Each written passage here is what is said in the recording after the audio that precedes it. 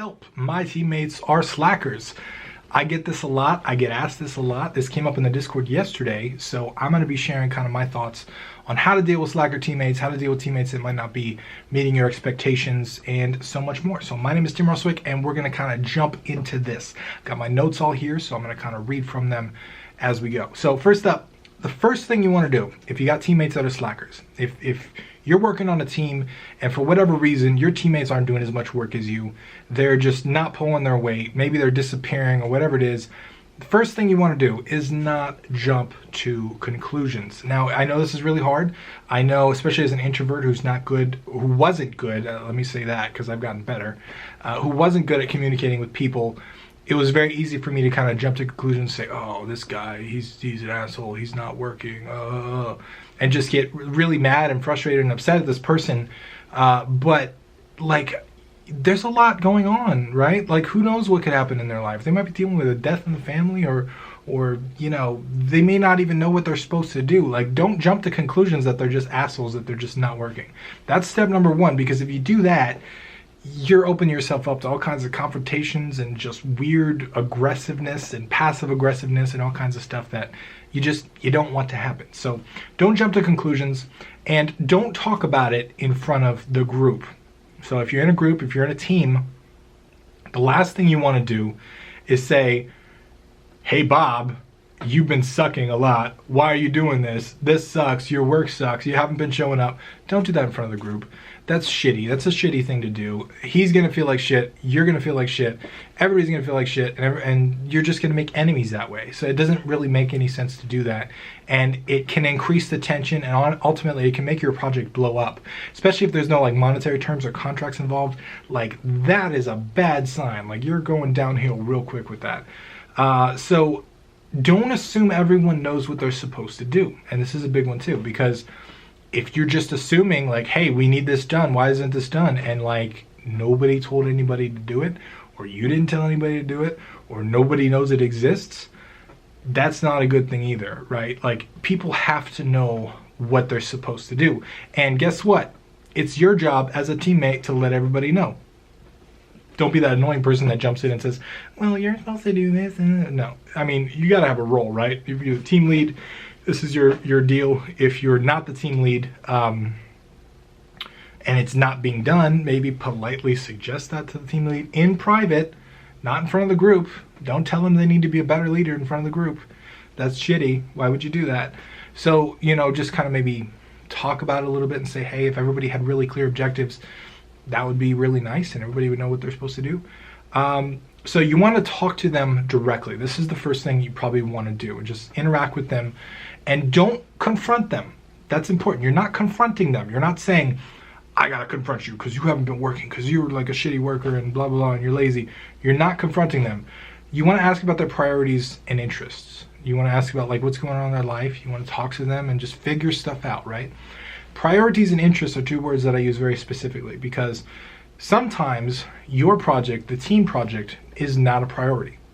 It's just not a priority. And if it's last on that priority list, and the kids got to go to baseball practice, or the wife's got to go out, or you got to go grocery shopping or something, and your team is last on the priority list, of course your shit's not getting done, right? Like, it's very low on the priority list. So priorities are really important.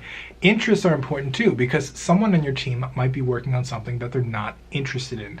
And if they're not getting stuff done, maybe it's a mismatch of skill sets, right? Maybe it's a mismatch of what they think they should be doing and what they're actually doing. Maybe they don't really want to be there in the first place. Maybe they're not interested in really having a team anyway, but their friend joined and convinced them to join.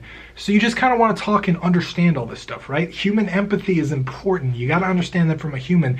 They are not a workaholic machine designed to do work on your game or your team's game, right? They're a human being with wants, needs, desires, and all that stuff. And maybe their wants, needs, and desires aren't being met. Maybe their life is rough right now. Maybe shit's going on. So kind of talk to them and figure that out. You want to clarify the team members' roles. So after you've talked to them and figured stuff out, if you don't have roles or objectives already, you want to put those in place. And this is really, really important. And this is hard if you're not the team leader, because you don't really have authority in the eyes of the group. But even if you are the team leader and you don't have the social skills to like be strong and stuff, like I know I didn't, can be rough and difficult to do.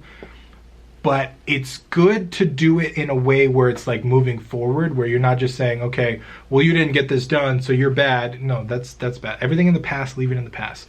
But the stuff in the future, saying, okay, we're not getting stuff done as a group. So like we need to figure this out and like, change how things work. So what if we did this? What if our objective here is to finish this playable build by the end of the month? And so how are we going to do that? Well, Mr. Art Guy, you need to do this, right? This is what we need to do. We need to have this character skin, and the main chest or whatever. Have that done. Music guy, we need that one track, and we need the 4 sound effects for these different things. So those are very clear objectives, right? And that's really important because now there's a deliverable. And deliverables are super important because nobody can deny whether or not they did the deliverable. It's either there or it's not. If you accuse someone of not working, they can say, oh, I did work. What are you talking about? No, you didn't. Yes, you did. Where does that get anybody, right? That doesn't get anybody anywhere. But if you say, there's this 1 track and 5 sound effects due next week on Monday at 7 a.m., and they don't deliver 1 track and 5 sound effects on Monday at 7 a.m., guess what? You have it very clear, it's in writing, that everything is not working appropriately. And that's the second thing, is you want to get it in writing.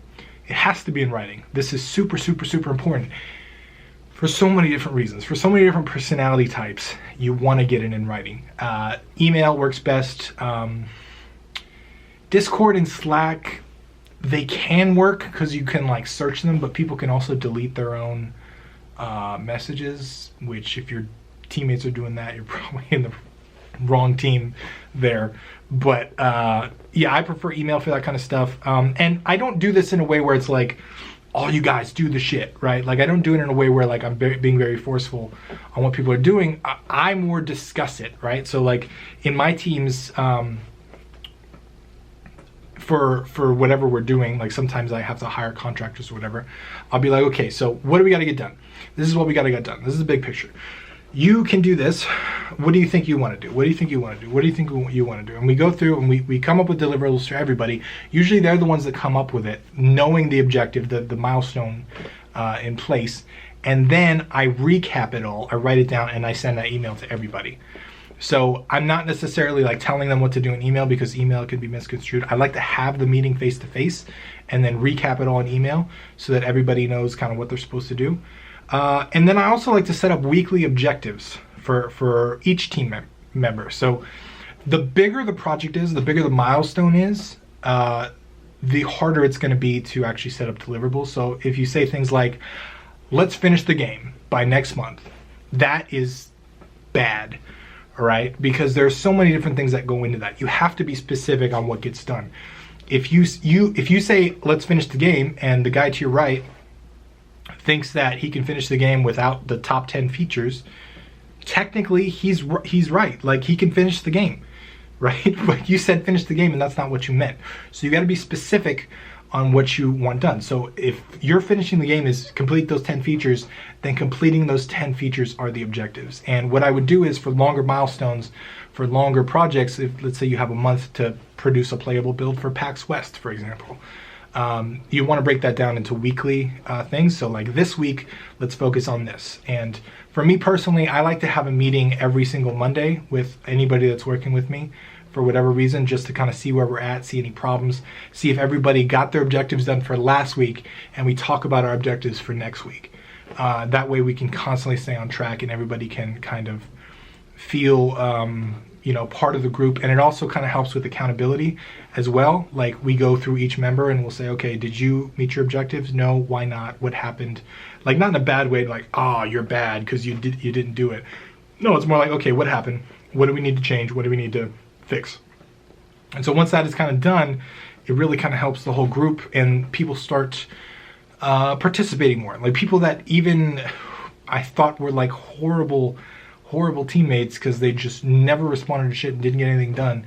Once you put them in a process like this, you'll be surprised because everybody knows what they're supposed to do, when they're supposed to do it, and all that stuff. So as you can see, most of this is really about letting people know what they're supposed to do and when they're supposed to do it. That's what most of this is.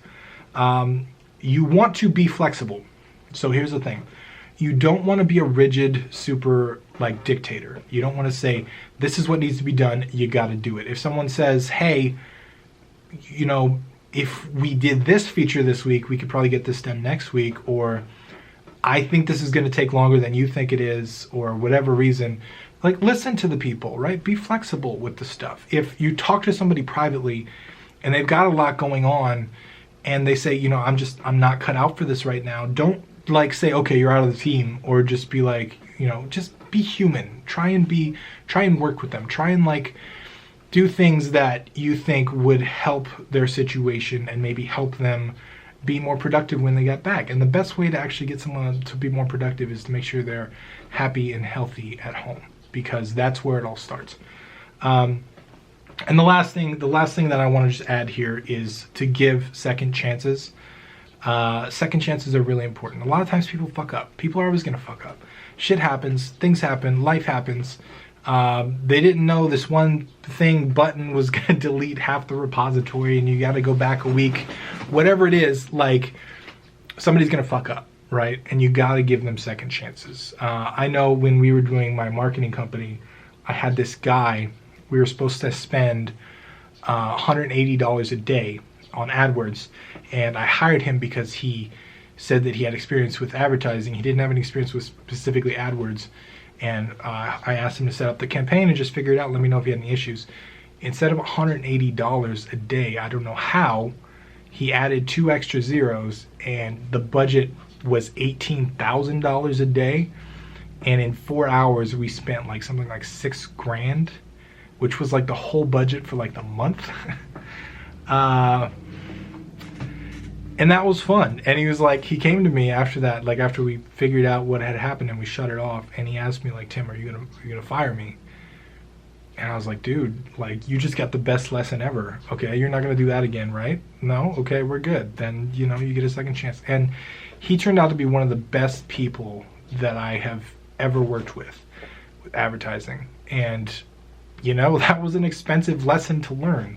And the client wasn't super happy, but we ended up getting data off of it and everything ended up working out. But I know it's different from like, you know, actually development teams and stuff, but I always found that really interesting because that's not what I was expecting to happen.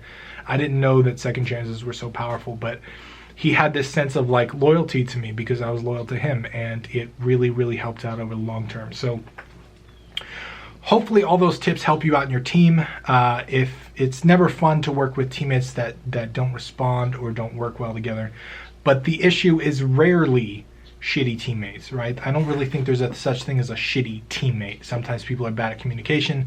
Sometimes people are bad at, you know, figuring out their own objectives. Sometimes they're not self-starters, but rarely are they a shitty teammate. So just try and identify the problem. Try and go through some of these things with them. Try and figure stuff out.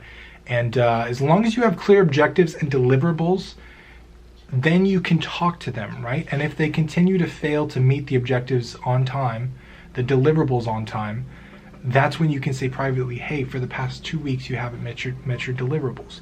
This week you did this and you weren't supposed to get this done. That week you did that and you weren't supposed to get that done. What happened and why? And you can talk to them as a human being and hopefully solve the problem. So that's all I got for you today. My name is Tim Roswick, and I'll see you again tomorrow.